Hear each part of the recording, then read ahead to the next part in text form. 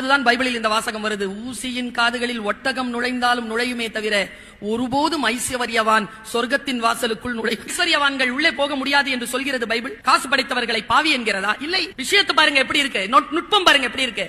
போறாங்க, எல்லாரும் காசு கொடுக்கறாங்க. அன்னைக்கு மத்தியானம் லஞ்ச். இயேசு கிறிஸ்து ஒரு வயதான பெண் வீட்டுக்கு போறார். இந்த ஐஸ்வர்யவான் மரத்து மேல ஏறி நின்னு பாக்குறார், இந்த ஆள் எங்க போறாருன்னு. அவர் போனவர் ஒரு ஏழை பாட்டி வீட்டுக்கு போறார். அங்க பழையதை சாப்பிடுற. சாப்பிட்டு திரும்பி வரும்போது ஐஸ்வர்யவாயின் கேட்கிறார், நல்லா தெரிஞ்சுக்கோங்க, நீ சம்பாதித்த அத்தனையையும் நீ கொடுத்தாலும், அன்னதானம் கொடுத்தாலும், அன்பு உனக்கு இராவிட்டால் ஏதும் இல்லை என்கிறது பைபிள். கொரிந்தியர். அன்பு சகலத்தையும் தாங்கும், சகலத்தையும் சகிக்கும், சகலத்தையும் நம்பும், சகலத்தையும் விசுவாசிக்கும். அன்புக்கு பொறாமை இல்லை. அன்பு தற்புகழ்ச்சியை நாடாது. அன்பு சத்தியத்தில் சந்தோஷப்படும். அன்பு அநியாயத்தில் ஒருபோதும் சந்தோஷப்படாது என்கின்ற ஸ்டேட்மெண்ட் பைபிள்ல இருக்கு. கொரிந்தியர் 2:13 அதிகாரம்.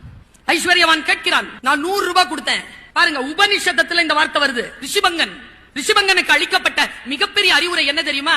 ஒருவன் எல்லாவற்றையும் அன்னதானத்தை கொடுத்தாலும் அவனுக்கு சொர்க்கம் கிடையாது. ஏனென்றால் சொர்க்கம் கிடைக்கும் என்பதற்காக அவன் அன்னதானம் தந்தான். இப்படி சொல்கிறது உபனிஷதம். பைபிள் என்ன சொல்லுது பாருங்க. நான் 100 ரூபாய் கொடுத்தேன், என் வீட்டுல சாப்பாடு இருக்கு, நீங்க வரல. அவ 1 ரூபாய் தான் கொடுத்தா, அந்த பெண் வீட்டுக்கு போய் சாப்பிட்டீங்க. இயேசு கிறிஸ்து பதில் பாருங்க. தலைவருங்க அங்கெல்லாம், they are leaders. அந்த தலைவர் சொன்ன பதில் என்ன தெரியுமா? பல பேருக்கு அவர் இறை. மிகச்சிறப்பாக தன்னுடைய 33 வருஷம் தாங்க வாழ்ந்தார்.